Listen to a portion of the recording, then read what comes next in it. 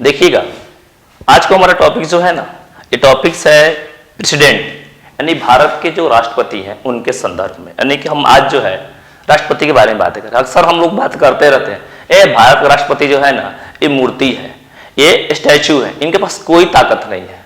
शायद हम और आप लोग नहीं जानते हैं कि भारत के जो राष्ट्रपति होता है ये प्रधानमंत्री से कई गुना ताकतवर होता है, कई गुना ताकतवर। तो दूसरी बड़ी बात, प्रधानमंत्री जितने भी काम करते हैं वो सारे काम जो है राष्ट्रपति की दया पे ही करते हैं, ऐसे मान कर चलिए। अगर राष्ट्रपति उस चीज को अनुचित ना करे, आदेश ना दे, तो राष्ट्रपति प्रधानमंत्री जो है किसी काम को कर ही नहीं सकते हैं। यानी कि जितने भी देश की जो शक्तियां हैं कार्य करने की, ये सारी शक्तियां राष्ट्रपति में निहित होती है। यानी कि आप दूसरी बड़ी बात ये बता देते हैं, अगर देश के कोई भी काम होता है, वो बड़े कोई प्रोजेक्ट होता है या बड़े डील होता है या डिफेंस डील होती है या देश से किसी अन्य देशों से भारत सरकार कर्ज मांगती है, तो जो कर्जा का जो चेक होता है ना, उस राष्ट्रपति के नाम से साइन होता है। या भारत किसी अन्य देशों को ढेर सारे वित्तीय मुहैया देता है, यानी ढेर सारा धन ले जाकर, मान के चलिए कि भारत जो है अफगानिस्तान में 500 अरब रुपया का इन्वेस्टमेंट करना चाहता है भारत सरकार, तो वो चेक जो होगा ना, जिसको अफगानिस्तान सरकार को दिया जाएगा, वो भारत के राष्ट्रपति के नाम से होगा कि प्रधानमंत्री के नाम से। यानी कि देश के जितने बड़ी कार्य जो होती है, वो सारे कार्य जो है राष्ट्रपति के अनुमोदन के द्वारा ही होती है। चलिए हम थोड़ा सा इसमें बेसिक चीज बात कर लेते हैं कि संविधान का जो भाग 5 है और उसमें अनुच्छेद 52 से 78 तक संघ की कार्यपालिका का वर्णन है। और संघ मतलब कि सेंट्रल गवर्नमेंट, ठीक है ना। और संघ की जो कार्यपालिका में राष्ट्रपति, उपराष्ट्रपति, प्रधानमंत्री, मंत्रिमंडल, महान्यायवादी क्या है, शामिल है। और भारत के जो राष्ट्रपति हैं ये भारत राज्य के प्रमुख होते हैं और वो भारत के प्रथम नागरिक होते हैं, इस सब हम सुने होंगे। लेकिन भारत के राष्ट्रपति होने से राष्ट्र की एकता बनती है, भारत के राष्ट्रपति के होने से अखंडता और सुदृढ़ता का क्या होते हैं, प्रतीक होता है। यानी कि अगर हम लोग राष्ट्रपति को देख लें तो राष्ट्रपति का मतलब हो गया कि हमारे देश का एक ही क्या है, प्रेसिडेंट है, जो कि राष्ट्र के एकता के क्या है, प्रतीक है। पहला कंडीशन तो ये हो गया। दूसरा अखंडता, यानी हम एक साथ हैं, हमें कोई तोड़ नहीं सकता है। अगर कोई चाहे कि भारत को तोड़ दे तो इसे तोड़ने की कोई विधि व्यवस्था क्या है, नहीं है। तीसरी सबसे महत्वपूर्ण बात है सुदृढ़ता के प्रतीक है। लेकिन आज हम लोग राष्ट्रपति की जो शक्ति है उसके बारे में हम चर्चा करेंगे कि राष्ट्रपति के पास कितने सारे शक्तियां हैं।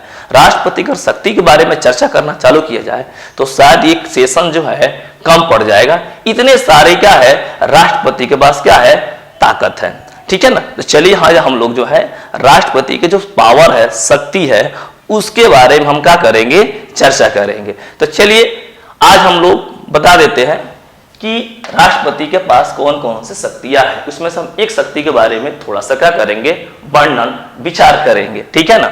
तो सबसे पहला है राष्ट्रपति द्वारा प्रयोग की जाने वाली शक्तियां। यानी सर कोई अगर नहीं जानता हो कि राष्ट्रपति के पास पावर नहीं है, तो आज हम लोग चर्चा कर लेते हैं कि राष्ट्रपति के पास कितने सारे पावर हैं, ठीक है ना। तो पहला है कार्यकारी शक्ति, दूसरा है विधायकी शक्ति, तीसरा है वित्तीय शक्ति, चौथा है न्यायिक शक्ति, पांचवा है कूटनीतिक शक्तियां, 6 नंबर सैन्य शक्ति और 7 नंबर है आपातकालीन शक्ति, इमरजेंसी पावर। देखिएगा कुछ दिन पहले इंदिरा गांधी जी ने आपका जो है देश में इमरजेंसी लगा दिया था। तो जो इमरजेंसी जो लगा था, और प्रधानमंत्री ने राष्ट्रपति को क्या किया, सलाह दिया कि यहां सर देश में स्थिति सही नहीं है, यहां पर इमरजेंसी लगाया जाए। तो उस वक्त देश में जो इमरजेंसी जो लगा था, तो प्रधानमंत्री के नाम से इमरजेंसी नहीं लगेगा, राष्ट्रपति के नाम से लगेगा। चलिए कुछ शक्तियों के बारे में हम लोग चर्चा कर लेते हैं। सबसे पहला पॉइंट नंबर फर्स्ट, कार्यकारी शक्ति। मैंने पहले ही बात किए थे कि राष्ट्रपति की जो कार्यकारी शक्ति है यानी एग्जीक्यूटिव पावर है वो कौन सा है। तो देखिएगा पहला लाइन लिखता है कि भारत सरकार के सभी शासन संबंधित कार्य यानी कि जितने भी पावर हैं, इस सारे पावर यानी कार्य जो है राष्ट्रपति के नाम पर ही क्या किए जाते हैं, प्रधानमंत्री के नाम पर नहीं किए जाते। Step first. दूसरा, वह नियम बना सकता है ताकि उसके नाम पर दिए जाने वाले आदेश और अन्य अनुदेश वैध हो। यानी कि राष्ट्रपति चाहे तो अपना खास स्पेशल पावर देकर किसी तरह का नियम का कर सकता है, बहुत आसानी से बना सकता है। ये भी आपके जो है शक्ति सिर्फ राष्ट्रपति के पास होती है, ऐसा बाकी कोई नहीं है कि चाहे कि हम नियम बना दें तो बना सकता है, ऐसा सिर्फ पावर जो है राष्ट्रपति के पास होती है। तीसरा, वो ऐसे नियम बना सकता है जिसमें केंद्र सरकार, अगर कोई राष्ट्रपति अगर क्या करता है, राष्ट्रपति क्या करते हैं कि वह जो है देश के लिए कानूनी नियम बनाते हैं, और नियम जो है सेंट्रल गवर्नमेंट उसे बिना पूछे कहेगा कि हाँ सरकार, हम इस कानून को मानने के लिए बिल्कुल बद्ध हैं, और वो सिर्फ वो कानून या नियम कौन बनाएगा, तो वह नियम जो है आपका राष्ट्रपति बनाएगा, और केंद्र सरकार उसे मानेगा। केंद्र सरकार तो मानेगा ही मानेगा, साथ में जो उनके मंत्री लोग हैं ना, उनको भी मानना पड़ेगा, और मानने के लिए उसके पास बद्ध है। क्यों? क्यों जितने भी भारत के शासन व्यवस्था है, उस सारे शासन व्यवस्था का मालिक सिर्फ एक ही आदमी होता है, और वो कौन है? तो प्रेसिडेंट, यानी प्रेसिडेंट ऑफ इंडिया, यानी भारत क्या? राष्ट्रपति।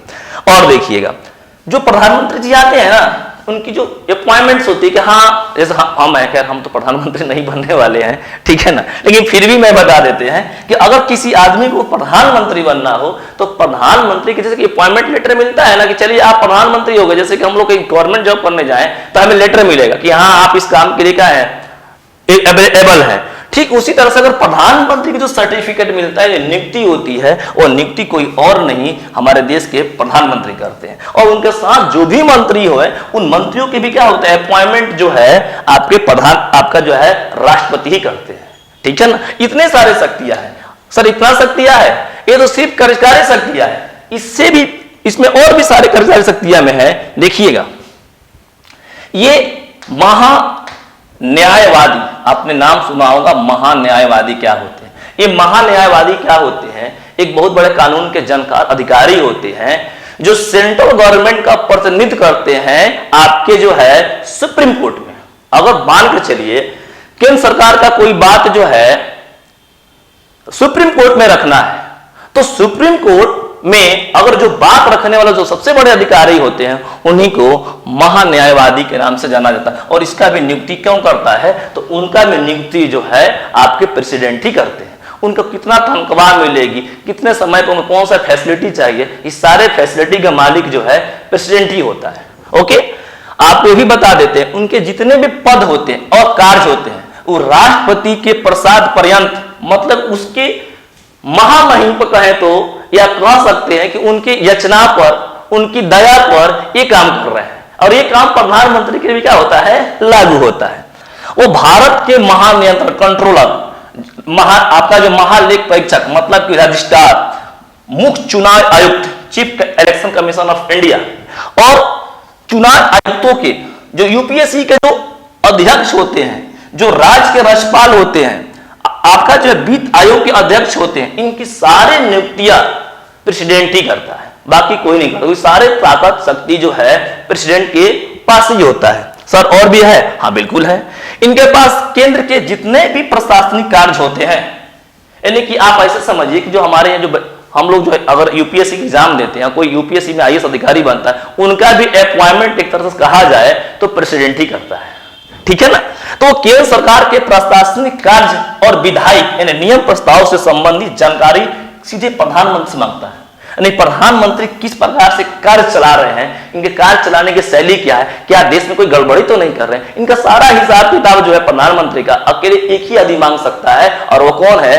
तो भारत है क्या? राष्ट्रपति। ठीक है ना, राष्ट्रपति प्रधानमंत्री से किसी भी ऐसे निर्णय के लिए प्रतिवेदन भेजने के लिए कह सकता है जो किसी मंत्री द्वारा लिया गया। यानी आसान भाषा में समझा जाए कि अगर मिनिस्टर ने कोई आपके जो है कोई भी मंत्री है, हाँ, और कोई मंत्री ने कोई कानून बना दिया, चाहे कोई नियम बना दिया, और वो किसी को अच्छा नहीं लगा, तो उस पर स्वतः जो है राष्ट्रपति संज्ञान ले सकता है और प्रधानमंत्री से पूछ सकता है कि आपका मिनिस्टर ऐसा कार्य क्यों कर रहा है। ठीक है ना, तो ये पूरे मंत्री परिषद जो है उसके लिए तैयार नहीं है, फिर भी जो है राष्ट्रपति उससे क्वेश्चन पूछ सकता है। 9वां सबसे महत्वपूर्ण, वह अनुसूचित जाति और अनुसूचित जनजाति या अन्य पिछड़े वर्ग के लिए जब चाहे जब चाहे, जिस स्थिति में चाहे, एक आयोग मतलब कमीशन घोषित कर सकता है। अगर मान के चलिए हमारे देश में कोई क्षेत्र है और कोई क्षेत्र काफी डेवलप है या डेवलप नहीं है, और राष्ट्रपति को लगता है कि इस पूरे क्षेत्र को आपको जो अनुसूचित जाति या अनुसूचित जनजाति के लिए इस क्षेत्र को घोषित कर दिया जाए, कि जैसे मान के चलिए दिल्ली है, ऐसा तो होगा नहीं, लेकिन फिर भी मैं एक एग्जाम्पल के तौर पर बता रहे हैं कि हमारा अगर स्टेट जो है दिल्ली है, या कोई भारत का कोई बहुत बड़ा जिला है, कोई भी जिला ले लीजिए, और राष्ट्रपति को लगे कि नहीं पूरा जिला, कोई एक जिला ले लीजिए, और पूरे जिले चाहता है कि राष्ट्रपति चाहे कि इसको अनुसूचित जाति या अनुसूचित जनजाति के लिए क्षेत्र को घोषित कर दिया जाए, तो राष्ट्रपति को किसी से सलाह लेने की जरूरत नहीं है। राष्ट्रपति डायरेक्ट किसी भी जिला को या किसी भी क्षेत्र को बिना किसी से पूछे उसको जो है अनुसूचित जाति या अनुसूचित जनजाति के लिए उसे क्या कर सकता है, घोषणा कर सकता है, और उस कानून को किसी को बिना पूछे उसको मानना पड़ेगा। इतने सारे ताकत होती है क्या आपके राष्ट्रपति में। ये तो सिर्फ सिंपल जो है फॉर्मूला है कार्यकारी। अब इन सैन्य ताकत देखा जाए तो कहीं इससे ज्यादा पावर जो है राष्ट्रपति को क्या है, मिला हुआ है।